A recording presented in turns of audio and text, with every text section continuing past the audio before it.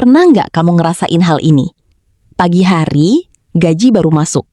Tapi belum sampai malam, rasanya uang itu sudah hampir habis.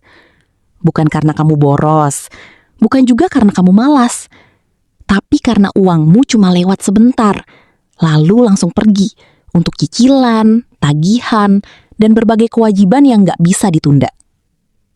Dan yang paling melelahkan itu bukan cuma saldo yang cepat menipis, tapi perasaan hidup yang seperti terus tertunda. Mau tenang, belum bisa. Mau mulai lagi, rasanya berat. Di channel Naik Level Finansial, kita nggak akan menyalahkan kamu. Karena seringkali masalahnya bukan di kamu, tapi di cara kita mengatur uang sejak pertama kali gaji itu masuk. Sekarang kita jujur saja, di tahun 2026 ini, banyak orang tetap merasa sesak walaupun gaji mereka naik sedikit.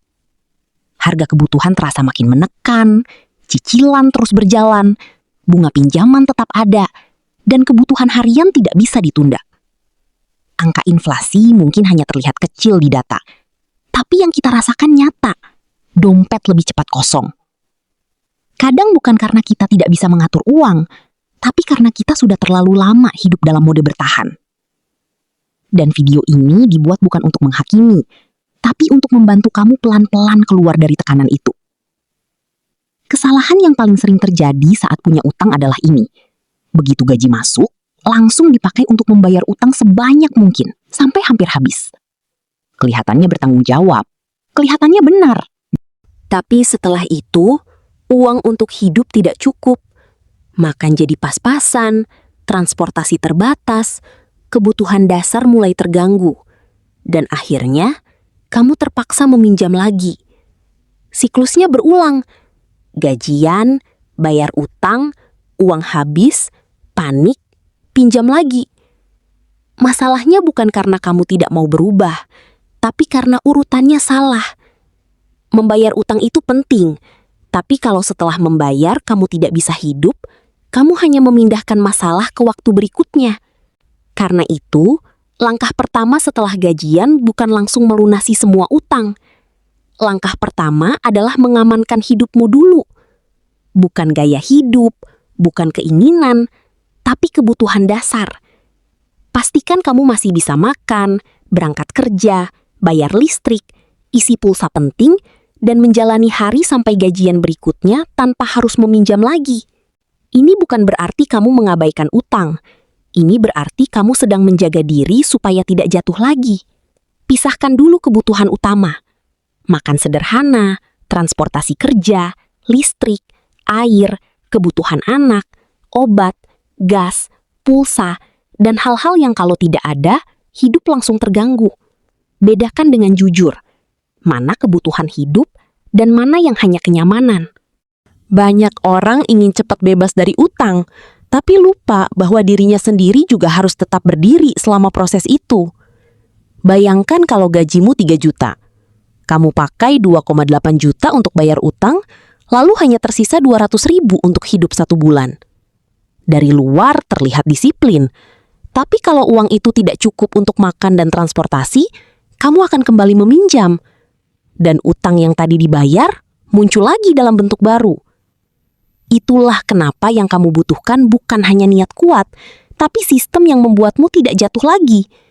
Karena utang itu bukan hanya angka, tapi juga soal ritme hidup. Kalau setiap bulan kamu bayar besar tapi hidup tidak aman, pikiranmu akan terus panik. Dan dalam kondisi panik, keputusan yang kamu ambil biasanya makin sempit. Jadi, berhenti sebentar saat gaji masuk. Jangan langsung habiskan. Hitung dulu, berapa minimum biaya hidup yang kamu butuhkan sampai gajian berikutnya. Setelah itu aman, baru sisanya digunakan untuk menyusun strategi bayar utang. Karena tujuan utama di fase ini bukan membayar paling banyak, tapi berhenti menambah masalah baru. Setelah kebutuhan hidup aman, baru kamu lihat semua utangmu. Tapi jangan bayar secara acak. Jangan bayar hanya karena yang paling galak menagih atau yang paling bikin kamu takut. Kamu harus melihat mana utang yang paling berbahaya. Utang dengan bunga tinggi, denda yang terus berjalan, biaya tambahan yang cepat membesar. Kadang utang kecil justru lebih berbahaya karena diam-diam tumbuh.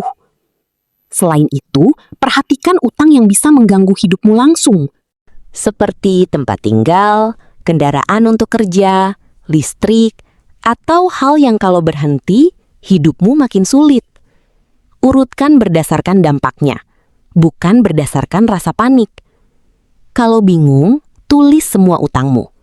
Jumlahnya, bunganya, jatuh temponya, dan akibat kalau tidak dibayar.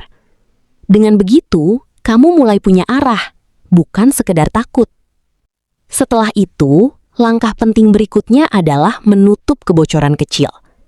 Karena seringkali orang kembali berutang bukan karena satu pengeluaran besar, tapi karena banyak pengeluaran kecil yang tidak terasa. Jajan sedikit, ongkir sedikit, biaya admin, langganan, top up kecil. Semua terasa ringan, tapi kalau dikumpulkan, hasilnya berat. Di fase ini, kamu tidak perlu jadi kaku, tapi kamu perlu lebih sadar. Setiap uang yang keluar harus punya alasan. Kalau hanya karena bosan, ikut-ikutan, atau tidak enak menolak, mungkin itu bukan prioritas sekarang. Karena uang kecil yang bocor hari ini bisa jadi utang besar di akhir bulan. Setelah itu, mulai bangun yang namanya dana napas. Bukan dana besar, tapi cadangan kecil supaya kamu tidak langsung panik saat ada kebutuhan mendadak. Bisa 100.000, 200.000, atau sesuai kemampuanmu. Yang penting, ada ruang. Karena seringkali orang berutang bukan karena kebutuhan besar, tapi karena hal kecil yang datang di waktu yang salah.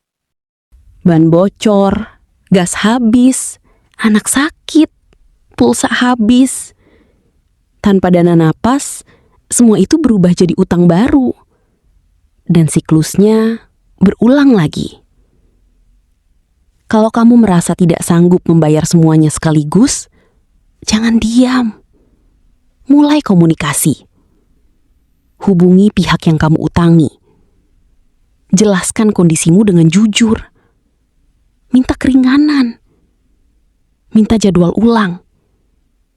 Yang penting, realistis. Jangan buat janji yang kamu sendiri tahu tidak bisa kamu tepati. Lebih baik bayar kecil tapi rutin, daripada besar sekali lalu hilang lagi. Setelah semua itu, baru kamu pilih metode bayar utang. Bisa snowball, dari yang kecil dulu, untuk motivasi, atau avalanche, dari bunga tertinggi, untuk efisiensi. Tidak ada yang paling benar. Yang paling penting adalah yang bisa kamu jalankan sampai selesai. Karena ini bukan lomba cepat. Ini perjalanan panjang. Kalau selama ini kamu merasa gagal, berhenti menyalahkan diri sendiri. Kamu bukan malas. Kamu bukan bodoh. Kamu mungkin hanya pernah berada di kondisi yang sulit. Dan sekarang, kamu sedang belajar memperbaikinya. Dan itu sudah langkah besar. Kamu tidak harus langsung bebas bulan ini. Kamu hanya perlu mulai punya arah. Mulai mengatur ulang. Mulai berhenti menggali lubang baru. Dan memberi dirimu sedikit ruang untuk bernafas. Kalau video ini terasa dekat dengan hidupmu, jangan lewatkan begitu saja. Simpan video ini. Tonton lagi saat gajian nanti. Karena keputusan pertama setelah gaji masuk akan menentukan bagaimana satu bulanmu berjalan. Dan kalau kamu ingin terus belajar cara mengatur uang dengan lebih tenang dan realistis, jangan lupa subscribe channel Naik Level Finansial, like video ini, dan share ke orang yang kamu pedulikan. Karena satu insight kecil bisa jadi titik balik besar dalam hidup seseorang. Ingat ini baik-baik. Hidup tidak berubah dalam satu langkah besar, tapi dari langkah kecil yang kamu ulang setiap bulan. Dan hari ini, kamu sudah mulai.